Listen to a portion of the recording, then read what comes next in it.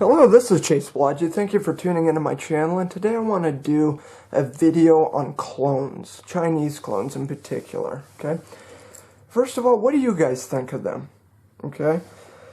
You know, I've seen really good ones, I've seen really bad ones, but quality is just one facet of the overall discussion. But I have to start by saying that value is not necessarily the same for everyone. And, you know, with different people, you're always going to get different opinions, okay?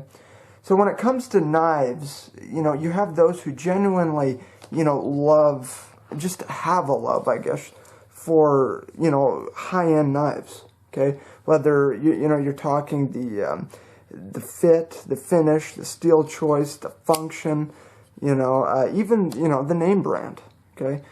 You know, and then you have those people that, you know, don't really care so much about anything other than, you know, if the knife will cut and if it'll do so at a low price, okay?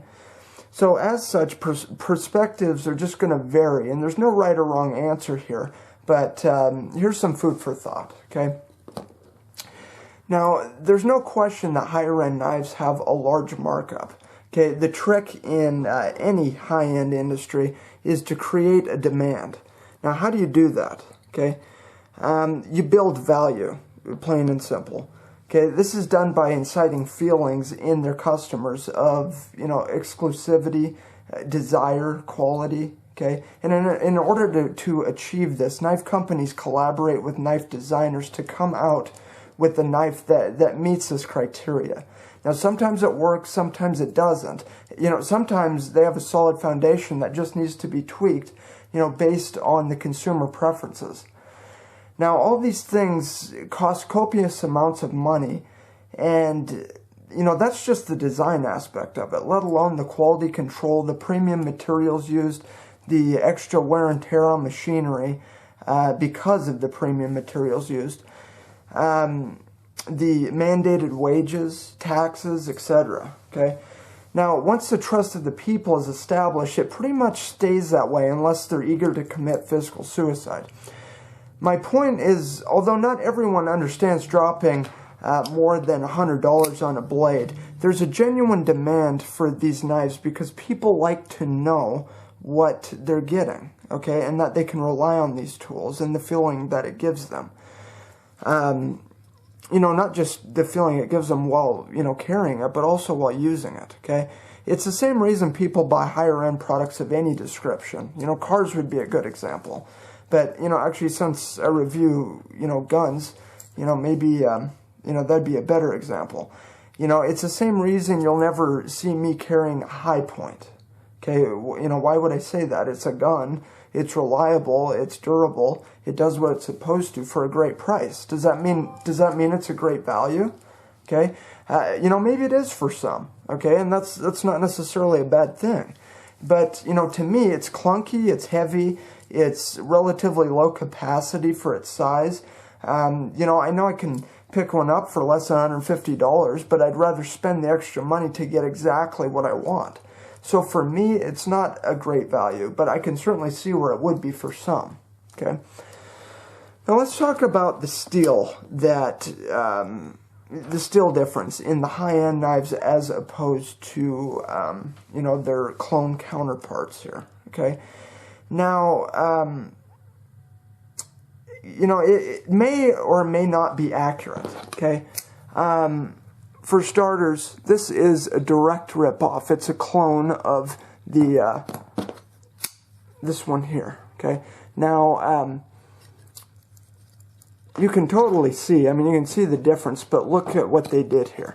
You can see that they have the Spyderco marking right there. They have Spyderco emblems right here with the CTS XHP. I mean, you think this is really CTS XHP? I guarantee it isn't. Okay, now what's in this? I have no idea. Do you think they went as high-end as D2? I doubt it. If I had to guess, it's probably like a, I don't know, 5CR, a 6, 7, 8CR, I don't know. Okay, but, you know, if they don't care about, laws, patents, that sort of thing that, I mean, I guess they don't have to adhere to it. What makes you think they care about putting the right steel choice on there, okay? I mean, even if it is like a 440C, is it heat treated? And if it is, to what degree? Okay, it may not even be heat treated. It might, just have a crappy heat treatment or, hit and miss, okay? I guess that's the chance you take with clones. Let's just talk about, pros and cons, okay? So for the high-end knives, okay, you have the quality that, that a company is going to stand behind, okay? You have the feeling when you carry this. And some people get it, some people don't. I understand that, okay? You have premium materials. You can all but guarantee that the steel that is in it is exactly as described, okay? These are all good things, and it's a knife that's going to last many, many years because of the high degree of quality and fit and finish and all the rest of it. The only downside of this is the price, okay? So that's really what we're talking about, is the price. Now, will this one work? Okay, sure it'll work. I'm sure it'll work fine. Will it work or hold an edge as long as this? Well, absolutely not. I guarantee it won't, okay? You can feel the difference just in the way it flips. Now, the question is does the difference warrant that extra price? Okay, this is what, a $250 knife? This is what, a $20 knife? Okay, at what point is, does price become an issue? Okay, now, at some point, morality kind of gets drug into it as well. Is it right? Is it right for us to be supporting this sort of thing? Okay, now, I'd like to be clear, I'm not necessarily against Chinese-produced blades. In fact, I own and have promoted them on this channel and will continue to do so, okay?